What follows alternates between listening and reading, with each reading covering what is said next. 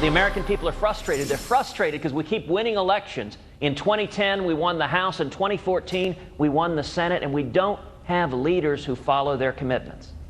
And I'll tell you the sad reality. My time in the Senate, what I've tried to do more than anything else is two things. Tell the truth and do what I said I would do. Stand against the Washington cartel. Well, that was Texas Senator Ted Cruz at a political forum in New Hampshire, where nearly all of the 2016 GOP presidential contenders got a chance to address voters directly, and where Senator Cruz earned some praise for his performance, perhaps raising the bar for Thursday evening. Senator Cruz joins us now. Senator, good to see you tonight. And so a lot of people may not know that you were a debate champion at Princeton. And in addition to that, we're the Solicitor General down in Texas, where you argued for a living and you got pressed with hard questions by smart judges. So you've been at this rodeo before. How confident do you feel going into Thursday? Well, Megan, I think the debate is going to go well. I certainly hope it will. And I think it's a continuation of a debate we've been having for a number of months, which is what is the right direction for the Republican Party? How do we win? And how do we turn the country around? You know, there are a lot of voices in Washington that argue every 4 years that we've got to run towards the mushy middle, that the way we win is by not really standing for much of anything. And every time we listen to those voices, we lose. Every time we run as Democrat light, we lose. I'm convinced 2016 is going to be an election very much like 1980, and that we're going to win by following Reagan's dictum of painting in bold colors and not pale pastels.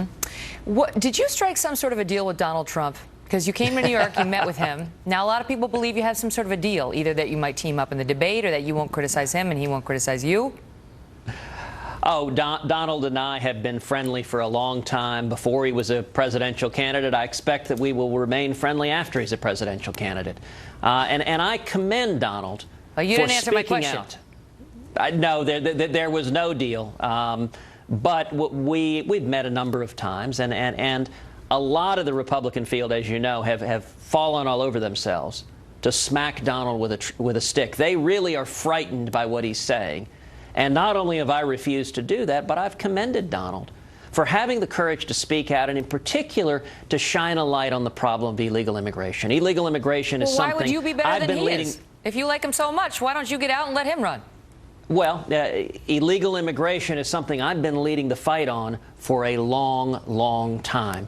In the Senate, when the Gang of Eight amnesty bill was brought forward, I was proud to help lead the fight to stop the Gang of Eight amnesty bill. Jeff Sessions and I stood side by side to stop it. You know, when you're dealing with sanctuary cities, when you're dealing with the crimes that come from illegal immigrants, I've been dealing with that and fighting against that for over a decade. And so I welcome any effort to shine light on the problem of the Obama administration releasing criminals. One of the reasons that you didn't actually go to New Hampshire last night is because you wanted to be at the Senate for a vote to defund Planned Parenthood.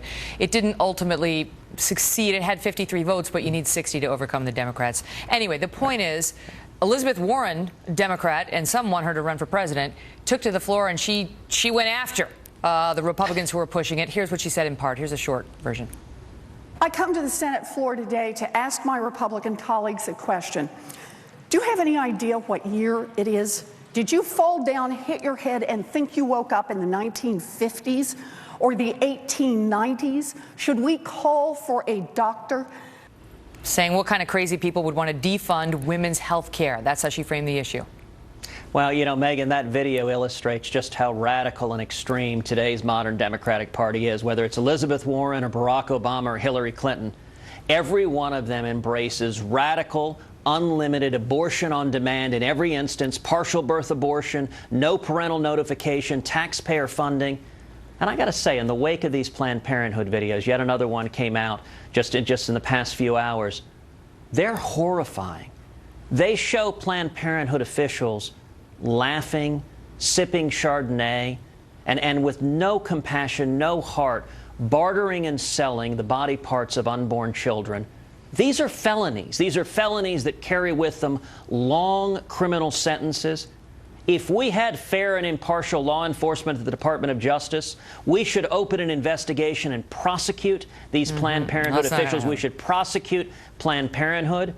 And it really is striking that the Democrats are willing to embrace Your and my taxpayer funds going to fund this organization, well, an ongoing criminal enterprise. You know, they say that it's the largest healthcare provider for women, for birth control, for cancer screening. And we're having that debate later, but I wanted to get your reaction to your colleague who wanted to know if you fell down and bumped your head, and you look fine.